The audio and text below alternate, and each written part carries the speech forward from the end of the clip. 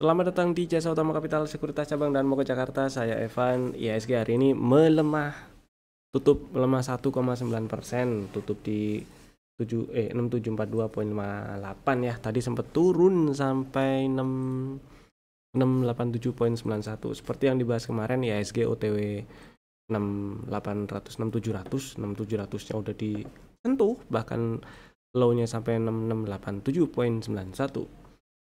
Hari ini turun karena kegencet. Ini dia saham grup Barito ya, terutama saham Brand, Cuan, dan PTRO. Ini turun karena tiga saham ini MSCI ngeluarin pengumuman kalau tiga saham ini, Brand, Cuan, dan PTRO, nggak akan masuk list indeks MSCI paling nggak yang periode Februari ntar. Gitu ceritanya. Jadi ya karena Brand, Cuan, dan PTRO gagal masuk MSCI karena gagalnya sih karena nggak lolos syarat free floatnya ya. Jadi gini deh ceritanya. Buat yang belum tahu, MSCI itu indeks saham global yang sering jadi acuan investor gede lah ya, atau termasuk investor asing juga. Kalau ada saham yang masuk MSCI, biasanya itu harganya bisa naik karena banyak investor institusi bahkan asing, investor gede tanda kutip itu ikutan beli. Biasanya bisa juga enggak juga. Nah, saham-saham grup Barito khususnya Brand, Cuan, dan PTRO ini udah naik lumayan, udah naik banyak banget, gila-gilaan lah naiknya ya. Bahkan udah berkali-kali lipat dari nilai bukunya. Bahkan ada yang nyampe ratusan kali PBV-nya. Itu sih gila naiknya. Ini Brand udah naik banyak banget. Mana zoom out. Terus si PTRO juga sempat stock split bahkan ya. Cuan juga naik banyak banget. Nah, ya dari naiknya ini sih ada rumor juga si ketiga saham ini nantinya bakal masuk list indeks MSCI. Tapi tiba-tiba MSCI hari ini tadi ngeluarin pengumuman kalau Brand, Cuan, dan PTRO nggak masuk daftar mereka. Ya tau lah ya market responnya kayak gimana, auto dijual-jualin. Gitulah ceritanya. Alasan nggak masuknya itu karena free floatnya dianggap mereka anggap kurang. MSCI nganggap free floatnya ketiga saham tadi itu dianggap kurang. Kurangnya di mana? Karena ya kalau kita lihat satu-satu aja lah dari Brand ya. Mana tadi? Nah, kita lihat Brand. Kita lihat si saham yang publiknya aja lah. Mana nih?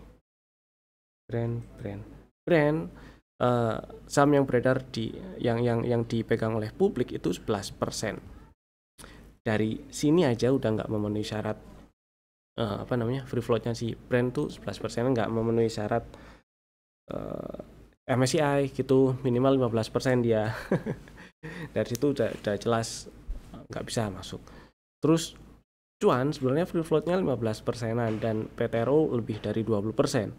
Tapi itu kalau lihat angka doang ya Cuan, PTRO harusnya bisa lolos, bisa masuk. Tapi ternyata si MSCI itu nggak cuma lihat free float 15%, free float 20% itu tok. Dia ngitungnya dari adjusted free float lah, disesuaikan lagi free floatnya. Jadi MSCI akan ngeluarin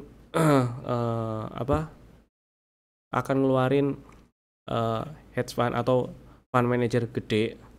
Terus misalnya ada institusi yang pegang, itu dia akan keluarin dulu. Terus ada konglomerasi misalnya, dia akan keluarin dulu. Jadi kalau setelah disesuaikan, dikurangi kepemilikan fund manager, ownernya, atau ya pihak-pihak yang semacamnya lah ya. Terus dikurangi fund manager udah sih tadi. Nah, hasilnya free floatnya itu dianggap nggak cukup, masih di bawah 15%. Itu ceritanya. Ya intinya saham-saham ini tanda kutip konglomerasinya terlalu wow lah ya. Jadi saham-saham ini terlalu dikuasai pemegang saham gede. Nah, kalau mayoritas saham masih dipegang konglomerat atau institusi tertentu, MSCI itu nganggep sahamnya itu kurang terdistribusi dengan baik, itulah intinya begitu. Jadi mereka nggak masukin ke dalam list, meskipun MSCI-nya sendiri bilang masih menerima masukan dari pelaku pasar dan masih bisa berubah juga untuk periode atau list indeks di periode berikutnya. Itu sih ya. Tapi untuk kali ini gagal masuk MSCI dan malah jadi beban IHSG. Kurang lebih ceritanya kayak gitu. Kenapa hari ini IHSG-nya turun dalam, pagi-pagi udah minus 2%, bikin kaget, terus muncul berita kayak gitu, jadi jelas, oh ternyata ini. Nah, karena IHSG turunnya itu kegencet saham-saham yang market cap-nya gede. 3 saham ini market cap-nya gede sekali di terhadap IHSG ya. Dan alasannya juga udah keluar, udah rilis resmi karena nggak masuk MSCI. Respon marketnya juga hari ini juga udah clear kayak gimana, maksudnya udah jelas kayak gimana respon marketnya. Maka minggu depan masih ada kemungkinan nih, hari ini kan Jumat nih, Senin, Selasa, Rabu, artinya di waktu dekat di minggu depan itu masih ada kemungkinan IHSG-nya tertekan lagi karena saham-saham ini masih ada kemungkinan untuk turun lagi. Itu ceritanya. Nah, kalau kita lihat sih IHSG emang hari ini turun lumayan, di penutupan hampir 2%, 1,9an. Tapi sebenarnya saham-saham tanda kutip big cap benerannya, BCA misalnya, itu hijau 4%, 4,5% malah. Mandiri aja yang kemarin minus hampir 8% di penutupan. Kemarin sih minus berapa sih? Ya, 7,7 ya. Hari ini plus 1%, dan bahkan Mandiri aja yang kemarin minus banyak, hari ini plus hijau gitu ya. BBNI juga minus tapi sopan lah, minusnya 0,5%. Bank Rakyat plus 1,5%. Artinya ya IHSG memang ketekennya dari ketiga saham ini. 1, 2, 3, 4, 5 lah. TPIA sih jadi ARB nggak sih? Close. Oh nggak jadi ARB. TPIA, PTRU nggak jadi ARB.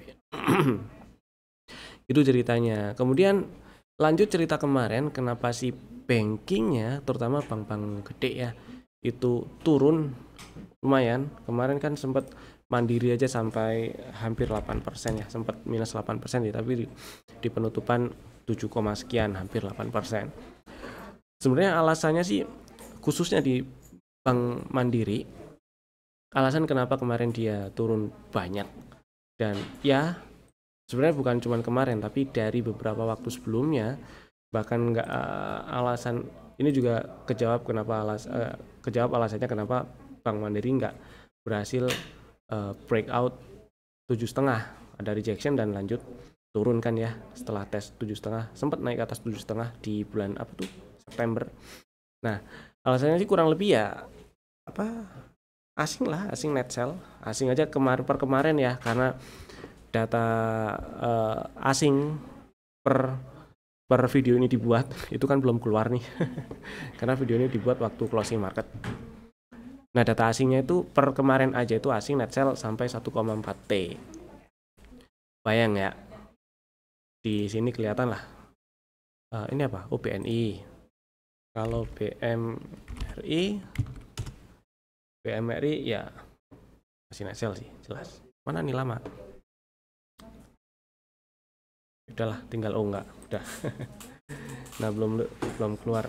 BMRI kemarin net sell sampai 1,4T tuh net sell-nya. Terus mana lagi? Oke, inilah biar gampang. Terus satu lagi ya, udah naik banyak sih. Gampangnya kita zoom out, terus kita lihat dari pasca pandemi lah, atau dari 2020 waktu pandemi kemarin turun banyak ya. Ini udah naik banyak kalau kita hitung. Kita hitung dari sini sampai highest yang udah kebentuk tuh yang udah kebentuk. Itu bener low-nya situ, high-nya nggak pas nih titiknya.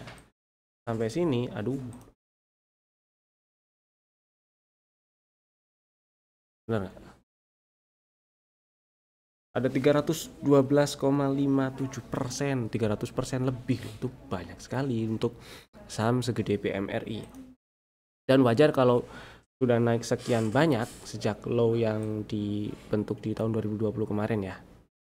Ini ada koreksi, ada taking profit si asingnya, itu wajar. Nah, sekarang ini baru di kisaran area harga wajar nih, sekitar 5 ribuan ini. Jadi ya belum bisa dibilang murah juga, nggak bisa dibilang murah juga. Kalau di sini masih harga wajar ya, belum bisa dibilang murah juga. Makanya kemarin makanya di sini ada kok di sini ada sih. Kemarin sempat dibahas BMRI itu nunggunya di sekitar area inilah. Ini ada order block di sini. Ya, siapa tahu membal ada pola reversal di sini.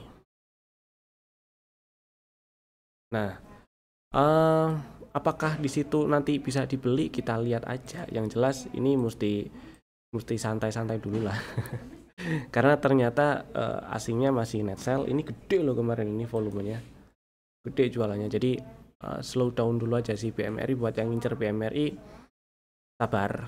Incer kalau ada tanda-tanda membal ya di sini silakan, mau dibeli silakan. Kalau enggak, saya lebih pilih juga di area yang bawahnya sini nih. Agak jauh sih ya, di bawah 4.000 kok ya. Kok di bawah 4.000 ya? Atau di sedikit di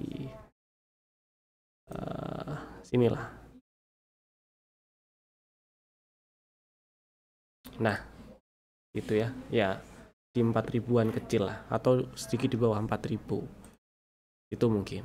Terus apalagi Bank Rakyat. Kalau Bank Rakyat mah kan laporan keuangannya belum keluar tuh ya. Kalau Bank Rakyat itu sama sih, lebih ke asing profit taking juga, tapi paling enggak sih Bank Rakyat tanda kutip bisa dibilang harga di area ini murah. Dan kalau dilihat asingnya dari kapan nih, 15 Januari ya, itu mulai ada net buy dia. Ya kita lihat lah, kalau dari sisi teknikal strukturnya sih memang sudah nggak uptrend si BBRI, sudah nggak uptrend. Tapi kemarin udah ambil inducement, terus ada setup, jadi ya selama nggak tutup di bawah 3800, peluang untuk mantulnya masih lebih besar lah daripada si Bank Mandiri gitu maksud saya ya.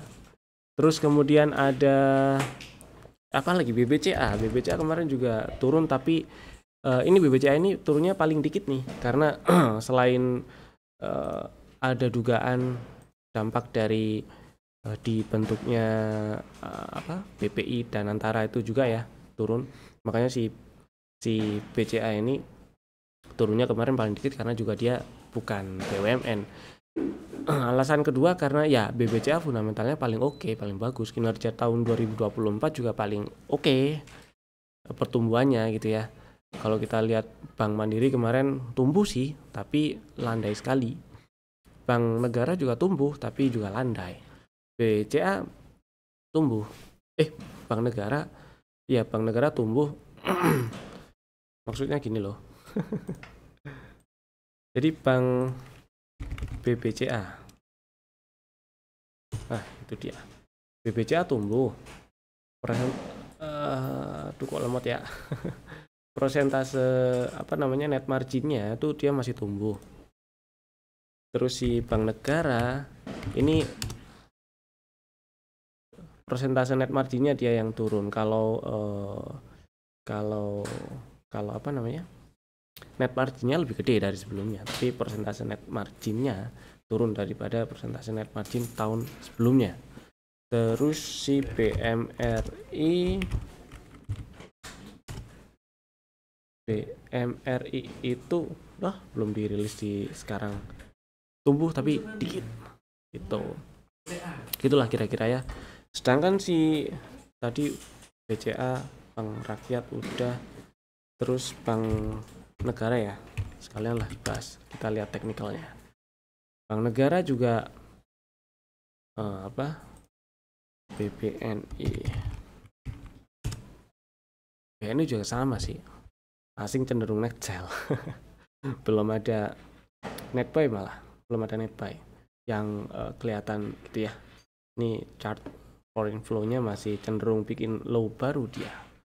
Itulah, meskipun dia kemarin sempat bikin bikin inducement, tapi ya bukan tapi, maksud saya adalah selama nggak turun ke bawah 4110 ya ini masih ada peluang naik. Tapi hati-hatinya di sekitar 5.000 ya, kalau misalnya ini masih lanjut naik si bank negaranya. Itu kurang lebih enak tunggu agak bawah sih gitu guys. Itu ya. Sekarang lanjut kita bahas saham yang di request aja lah di kolom komen. Ada beberapa saham yang di request. Yang pertama BRPT. Oke, kita saham lagi. Kita bahas BRPT. Ya, oke. Si BRPT ini iya memang dia ada setup, tapi yang perlu diperhatikan itu enggak ding, saya pikir ini struktur eksternalnya turun, ternyata masih naik ya. Low value-nya agak bawah, tapi low value-nya di sini agak bawah.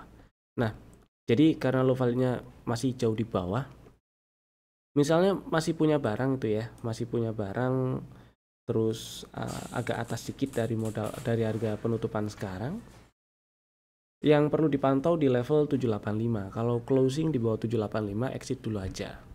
Itu ya, khawatirnya keseret-seret juga dari si brand cuan PTRO-nya gitu ya. Tapi selama nggak tutup di bawah 785, mudah-mudahan masih bisa mantul. Itu sih. Mudah-mudahan menjawab ya. Saya rasa nanya BRPT bukan untuk mau beli sih, tapi kalaupun mau beli, sekarang pengen banget beli ya stop lossnya di bawah 785. Tapi saya lebih pilih saham yang lain dulu sih ya, karena ada sentimen yang kurang enak baru aja muncul gitu. Berikutnya GCTL yang di request. GCTL ini, nah GCTL setupnya itu udah agak lama sih, tahun 2023 malah.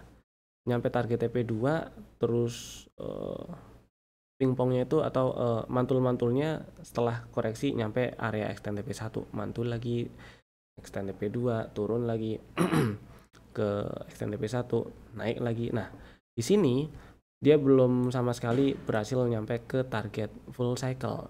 Kemudian kalau view-nya dipersempit sejak April 2024 sampai sekarang, cenderung sideways malah ya, range-nya menyempit gitu ya. Jadi kesimpulannya adalah selama nggak tutup di bawah atau nggak ke bawah 1000 lagi, GCTL masih cukup bisa diarpin untuk lanjut ke atau ngetes 1300-an lagi paling nggak ya. Kita lihat coba, ini ada order block di mana dia.